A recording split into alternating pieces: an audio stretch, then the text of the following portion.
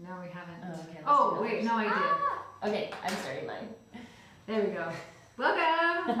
Lucky number 13. Look at my cool glasses. I'll take them off though.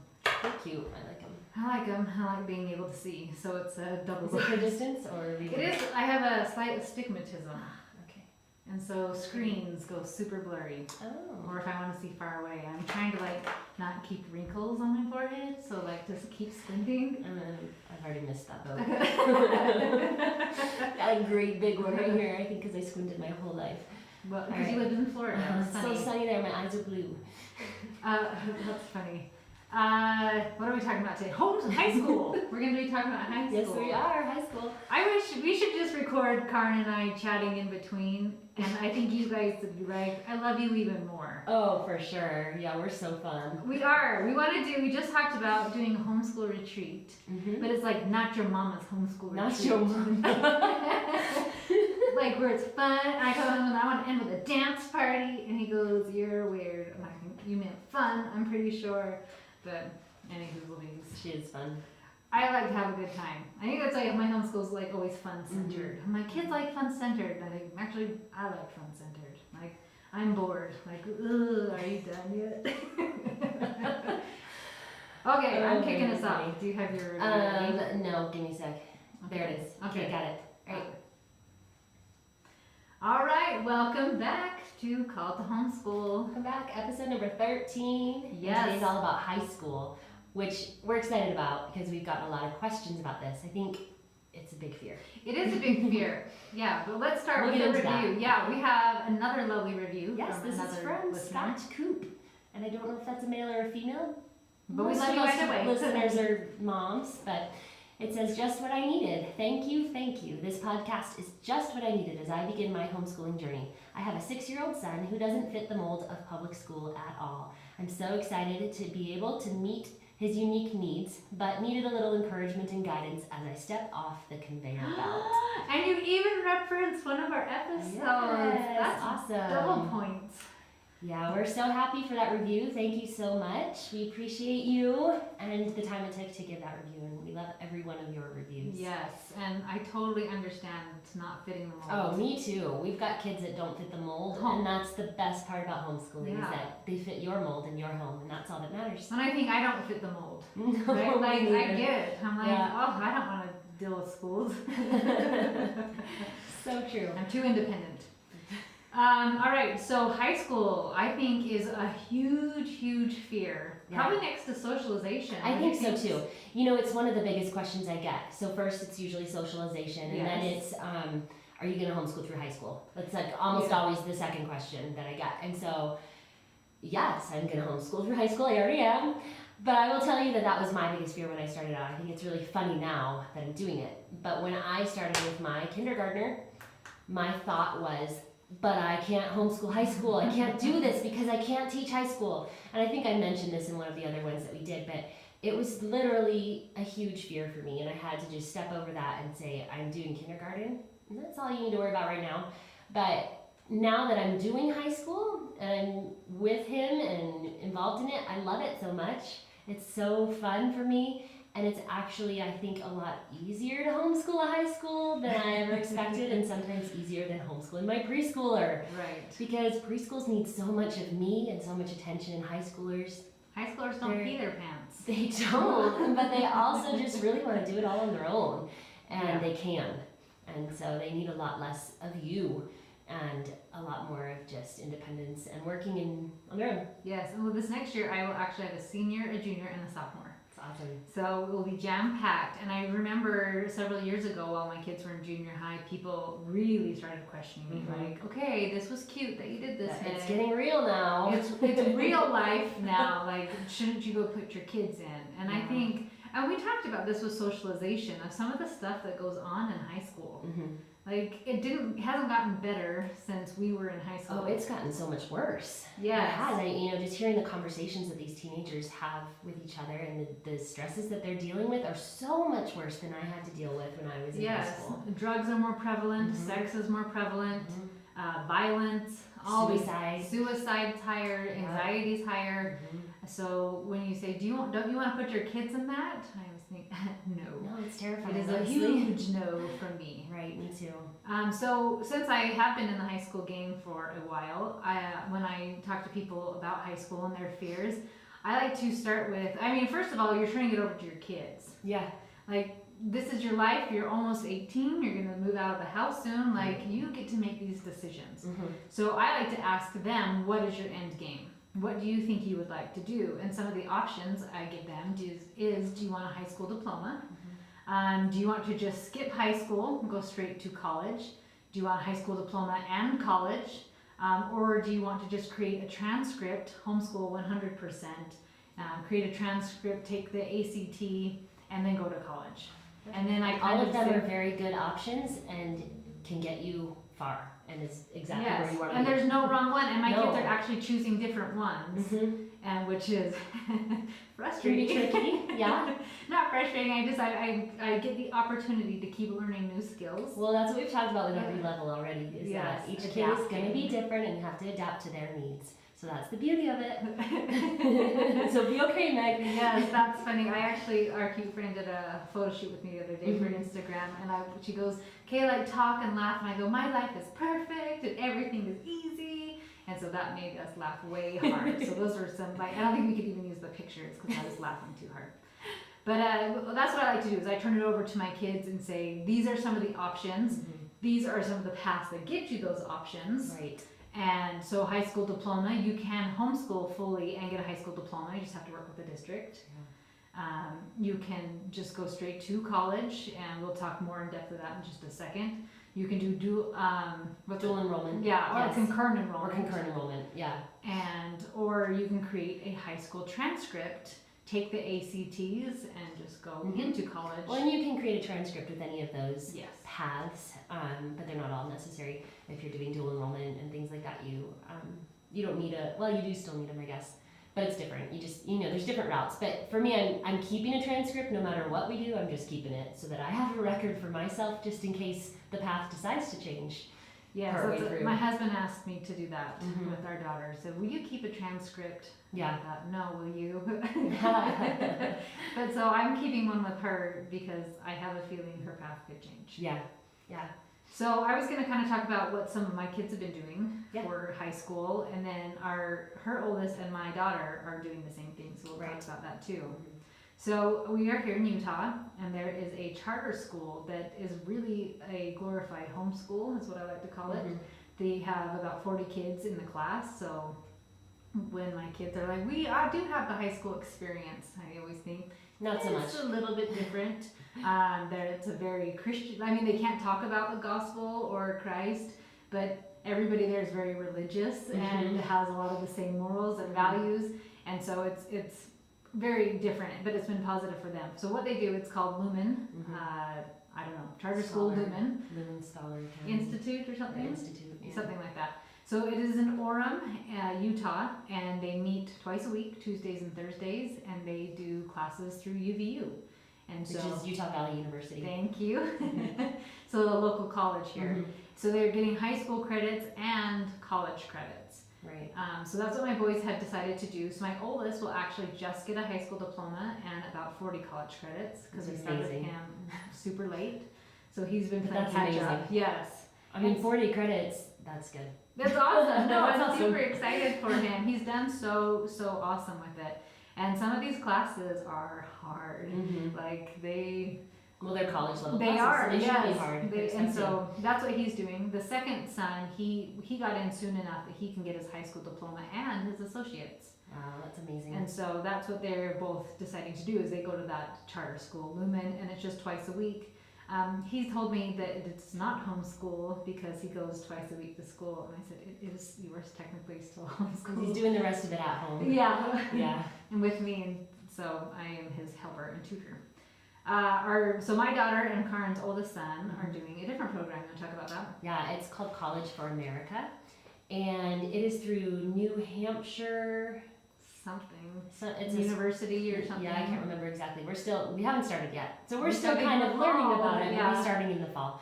But what it does is it's an all online program, and they do different projects that are teaching them a lot of life skills. Life skills, but business skills. Focused. So they're learning, spreadsheets and finances and different things like that, all through these project-based things. And each project is a credit, a college credit that they'll be earning. And so as they're doing these credits, they're actually getting a degree. So they'll come out with it with either an associate's, or they can continue on and get their bachelor's in this 4-year period of high school. So I'm really excited about it. I think it's going to be a really neat option for us, because I've been waffling trying to figure out what to do with my son, because I want him to get those college credits while in high school, because I think it's an amazing way to just kind of boost their future. Mm-hmm. So some of the perks of this is it's still going to be a homeschool-based program. Yes. And it is a pass or still learning. Yeah. So Which there's is not going to be like the hard exams that they're going to experience with the college a lot courses. of writing. Mm-hmm. And it's, from what I understand, it's kind of a pass-fail type thing where they give them good enough or not good enough. And if it's not good enough, they have to go back and do it again until they complete it to the standards that they expect them to complete it at. Yes. So they really are learning a lot and are progressing a lot. And a lot of the projects are group things, so they can put together a study group to work with. And since many of our teenagers are going to be doing it this year, we'll have a group that we're putting together for them to work on the projects together. So it's going to be really neat. Yeah, they'll get to be together. Mm-hmm. So some of the things, I think with high school, isn't prom something that you always hear people talk about? Yes. Like, well, what about prom? They're going to miss out on prom. Yes, it's funny. I don't know. Did you like your prom? I did. I love dancing. I had fun, but it's not like the end of the world if you miss it. No, because sometimes people don't go. Like, my husband hates dancing, which is funny because I'm like, I love it. But his mom made him go to a senior prom. But other than that, he didn't go to any other like boy choice dances. And he is a really wonderful human being and a respected individual member of society. So my boy's charter school actually does do a prom, but it's very different because it's such a small group of kids. Where so part of our religion and where we live, a lot of kids don't date until they're 16, and so they actually ask you to, if you're going as a date, to be 16, or you're welcome to go stag. Oh, okay. So it's not all the way like it's not high school prom, but it was kind of the gist. And my two sons went this last time, and they did have fun. But if prom and dances are a big thing, like if you want it, create it. Yeah, definitely. And I know our homeschool co-op, the new president of the youth, she's creating a homeschool co-op dance that's in a few weeks. It's for spring or something like that. Yeah. And so that she's getting other co-ops involved. So if you want something like that, you can create it. Definitely. Yeah. And even some of those clubs of different activities they the do. service clubs that they're missing out on in high school, you can find that in so many ways in your community. And debate was something that is big, and with our homeschool co-op, a lot of the kids are doing this debate class, and they can do that, and they're great for transcripts and all of that as well, but learning good skills in the process. And so yes, and I think, but getting rid of some of the fluff allows them to focus on what they're actually interested in and their passions and their hobbies. And so, like you said, debate. A lot of these kids that love debate have, some of them just went to Georgia for the week, got to fly out there and do this awesome conference with debate because they have a flexible schedule. Because normally in May in high school, it's like down to the wire, right? And am I going to pass or not pass my class? Or I got to hurry and finish these packets to be able to graduate. Or working on college applications or, Yes, and so it frees up a lot of time. I know my son with guitars and 2 bands, he's doing lessons, and then he also has a job, so it frees up a lot of time to do things that you actually want to do. And there's a lot less of the social pressure when you don't have your kids in high school. There's so much pressure in high school to follow the crowd and to do what everybody else is doing just because your friends are doing it.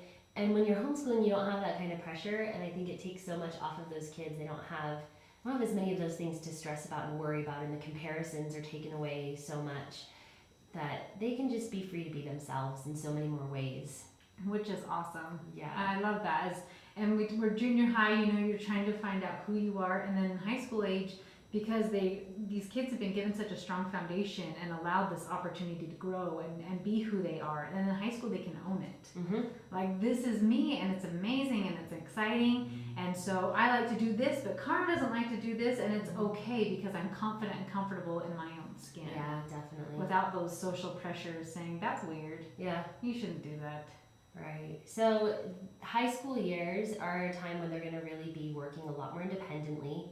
And my son this year, he did a mix of, it was the good and the beautiful and sunlight. So we kind of pulled parts of both there, and then, you know, our science and math and stuff. But what I found so interesting was he really just did it all independently.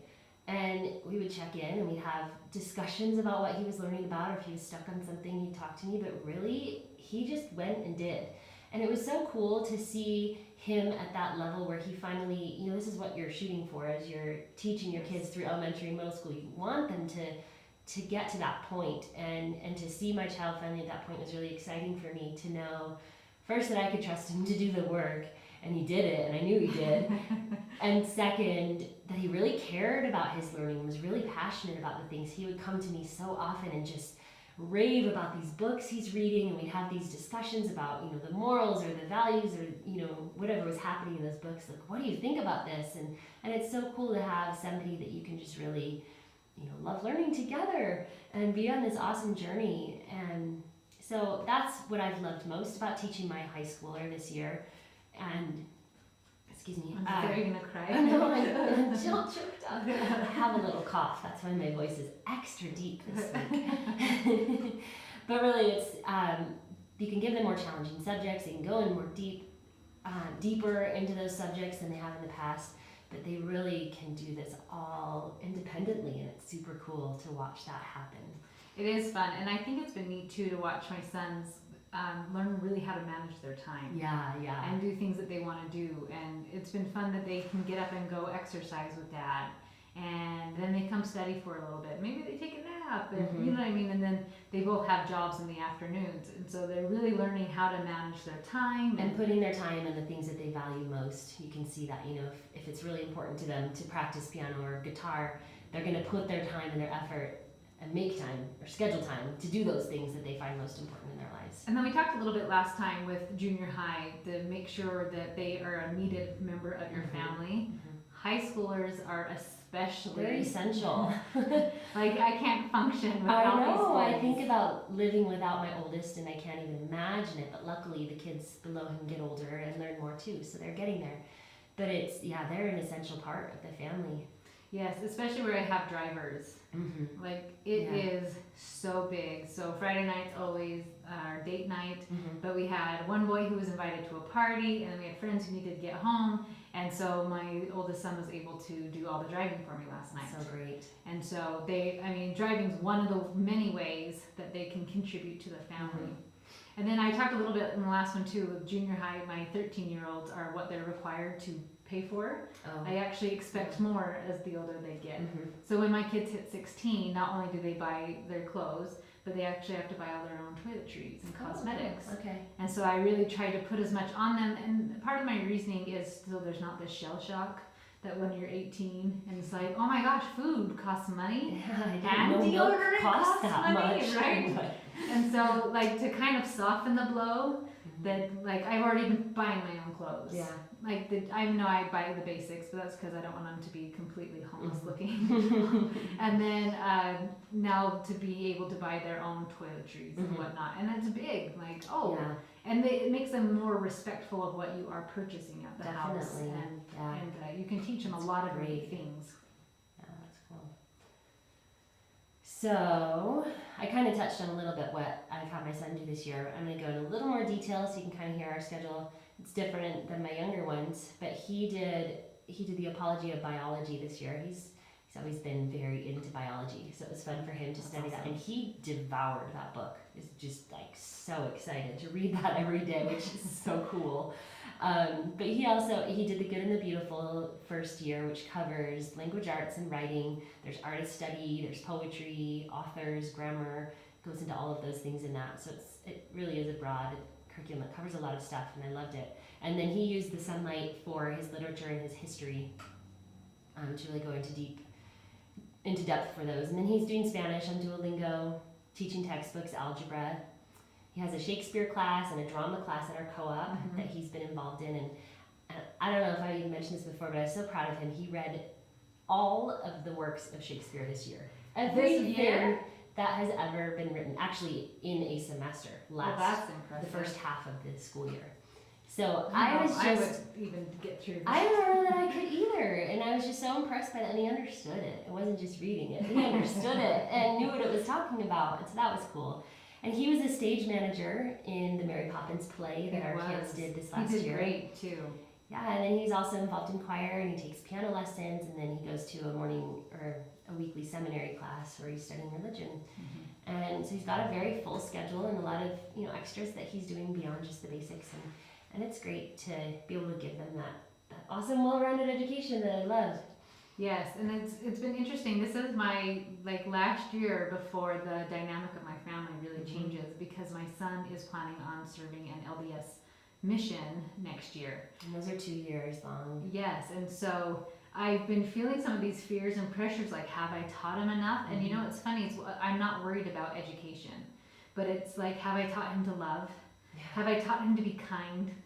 Can he wash his own clothes, right? Like, those are the things that I actually worry more, that I think. I'm gonna cry, because You really did cry. I am crying this time. It's not my cough. But no, I think I have those fears all the time of, you're going through you're teaching these kids school, but you're also teaching and preparing them for life, and you want them to be good people, and yeah, she's there. But I'm there that year. Yeah, and we even did, before they can date, like I said, we wait till they're 16 to date. And so I had them read books on relationships, and realizing that your partner isn't there to make you happy, but to take, I love you. Such a dark cut. No, it's beautiful. Public crying is not my favorite. Yeah, that's okay. It's beautiful.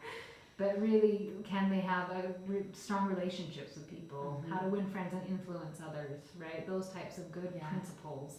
And those are the things that I know my kid can read a book. I know he can write a paper. Right. I know he can pass a test, but can he enjoy life? Does he know how to be happy? Does he know how to solve problems? And those are some of the things that... Is he respectful? Yes. Is he kind and patient? And those are the things that weigh more heavy on me. Yeah. That as I'm like, I have a year, and I really want to soak it in, and it's so interesting that I am so grateful I homeschool, because 18 years sounds like a long time.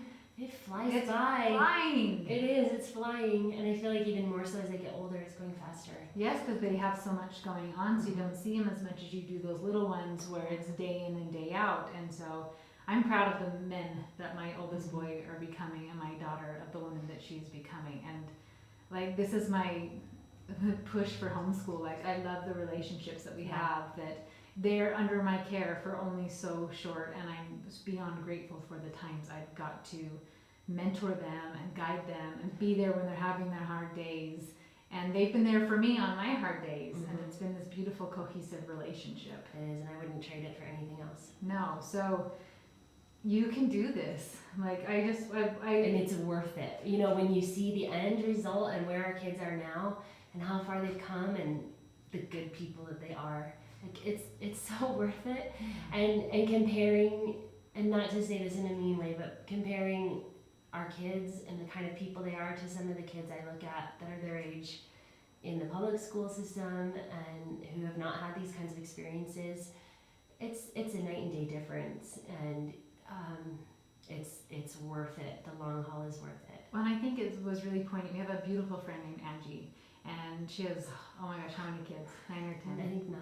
Okay, so her oldest just finished. She did homeschool the whole way through, just did the transcript, and got into college for this next year. Full-ride scholarship. Yes. She's incredible. The mom's amazing, and how many of her kids she has are amazing. Good kids. Love them. And she said, you know what, I would have loved to have maybe done more extracurricular activities or the fluffy stuff. She goes, sure, that stuff sounds great, but I love the people my children are. I love them. I like them.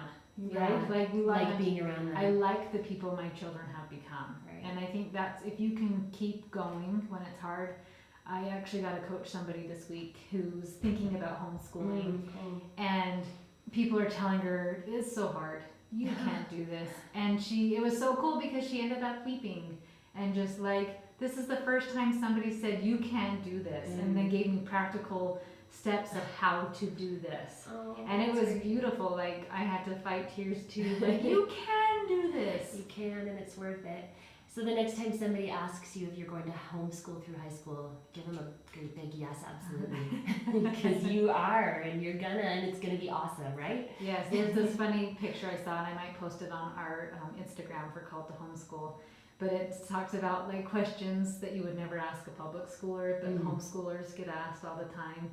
And so it flipped everything. That too. It was so funny. Yes, like, what are you going to do for Latin? You're not going to homeschool in high school, right? Like, yeah. I think so many people say, you need them to have the high school experience. I was on my trip in Florida last week and was visiting my grandparents.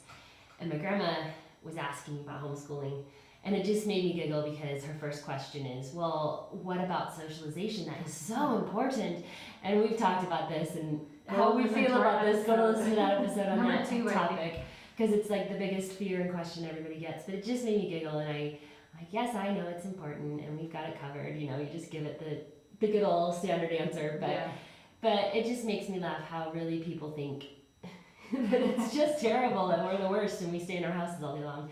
Yeah, but no, these kids they're amazing, and they're high quality, and they come out at the end so great. Yes, inspiring. Okay, if you are afraid to homeschool still, hit me up. Because I'm going to hold your hand and we're going to walk our way through it, because you can do this. And you've got Karen and you've got me, and we are your biggest fans. So have a wonderful day. Yeah. And we'll see you till next time. Oh, sorry. I went to hit stop on this and not that's that. okay. Do you want me to edit? I don't know if I can. Did we talk in it? No, we're just dead air. It's just dead air. It's fine. Okay. I don't know. We could probably edit it out for like 5 seconds. It's no big deal. Oh.